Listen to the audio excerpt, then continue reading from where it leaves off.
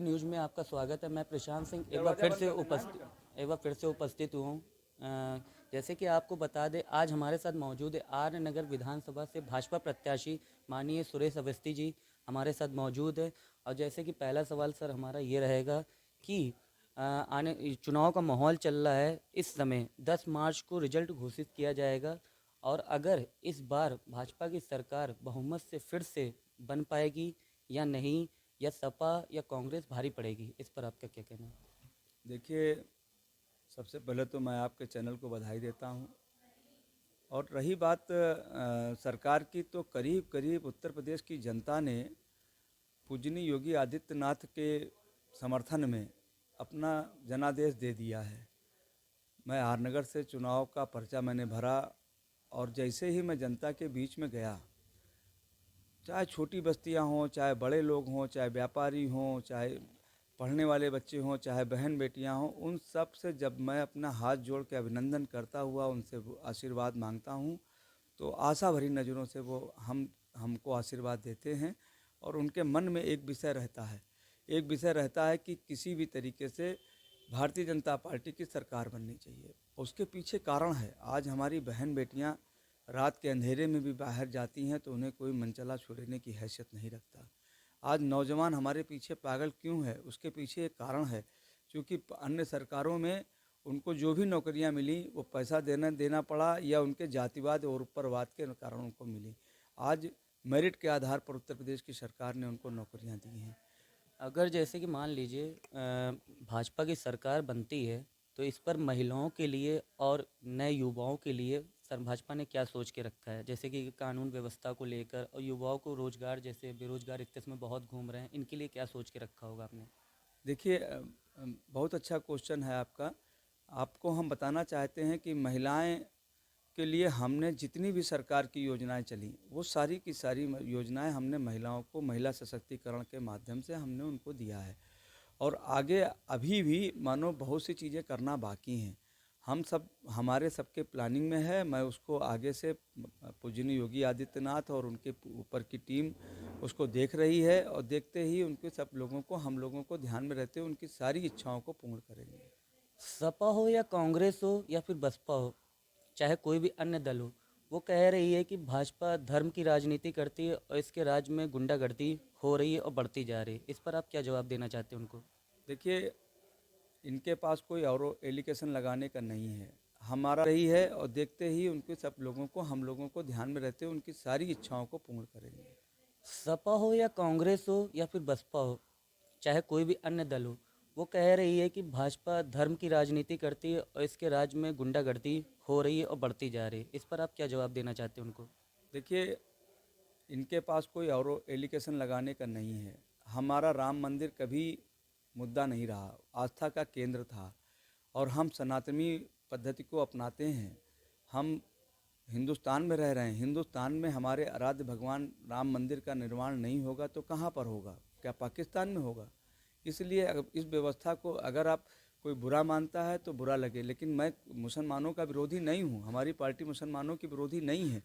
हमने जितनी भी सबका साथ, सबका विकास, सबका विश्वास के नाम पर हमने काम किया है। एक भी मुसलमान ऐसा नहीं कह सकता, मुस्लिम भाई भी हमारे भाई हैं, एक भी नहीं कह सकता कि जो सरकार की योजनाएं संचालित हो रही हैं उनमें उनकी कहीं उपेक्षा की गई है।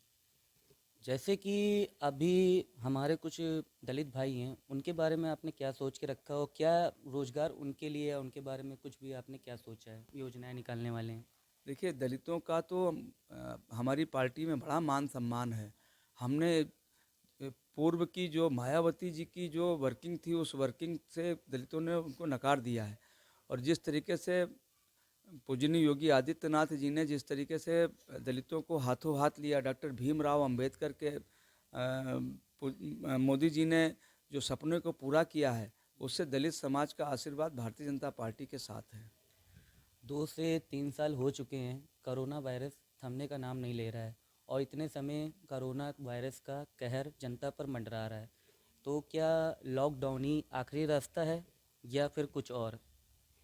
देखिए, कोरोना एक ऐसी महामारी थी जिससे पूरे देश को कठिनाइयों का सामना करना पड़ा। हमारे पास सीमित संसाधन थे, एकदम से महामारी हमारे ऊपर आई। लेकिन मैं धन्यवाद देता हूँ मोदी जी को धन्यवाद देता हूँ, पूजनीय योगी आदित्यनाथ जी को और भारतीय जनता पार्टी के एक एक कार्यकर्ता को, कि उन्होंने जाके जनता के बीच में गए और उस पीप पीप को इतनी आसानी से ख़त्म किया जिसको पूरे देश ने देखा है। हम सबसे ज़्यादा भारतीय जनता पार्टी के वरिष्ठ नेताओं को कठिनाइयों का सामना करना पड़ा। हमारा 2-2 कैबिनेट मिनिस्टर स्वर्गवास चले गए, न जाने कितने विधायक चले गए, न जाने कितने कार्यकर्ता चले गए। जनता सब देख रही है। विपक्ष सिर्फ ट्विटर पे पार्टी चला रहा था, एक भी विपक्ष का कोई भी आदमी बाहर समाज में दिखाई नहीं पड़ रहा था। और मैं इसके लिए देशवासियों को धन्यवाद देता हूँ कि हमारे प्रधान और उस पीप को इतनी आसानी से ख़त्म किया जिसको पूरे देश ने देखा है। हम सबसे ज़्यादा भारतीय जनता पार्टी के वरिष्ठ नेताओं को कठिनाइयों का सामना करना पड़ा। हमारा 2-2 कैबिनेट मिनिस्टर स्वर्गवास चले गए, न जाने कितने विधायक चले गए, न जाने कितने कार्यकर्ता चले गए। जनता सब देख रही है। विपक्ष सिर्फ ट्विटर पे पार्टी चला रहा था, एक भी विपक्ष का कोई भी आदमी बाहर समाज में दिखाई नहीं पड़ रहा था। और मैं इसके लिए देशवासियों को धन्यवाद देता हूँ कि हमारे प्रधानमंत्री जी ने जिस तरीके से कोरोना वैक्सीन लगाई है, कोरोना वैक्सीन के कारण आज हम करीब करीब अंतिम चरण पे हैं वैक्सीन में।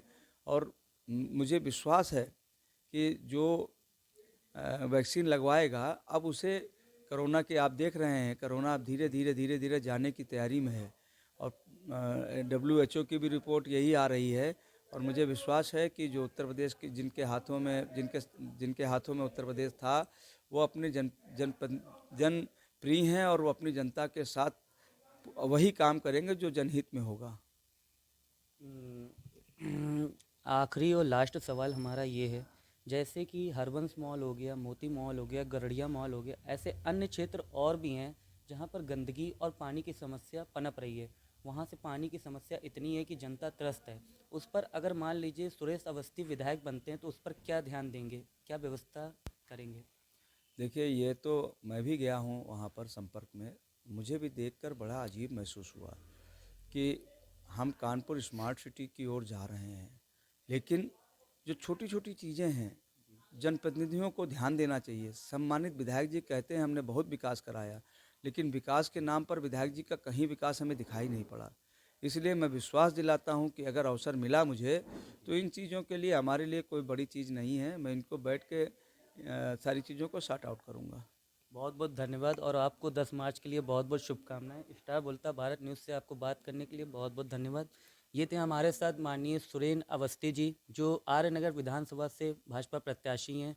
ऐसे ही बने रहिए हमारे साथ, स्टार बोलता भारत न्यूज़ देखते रहिए। आलू के साथ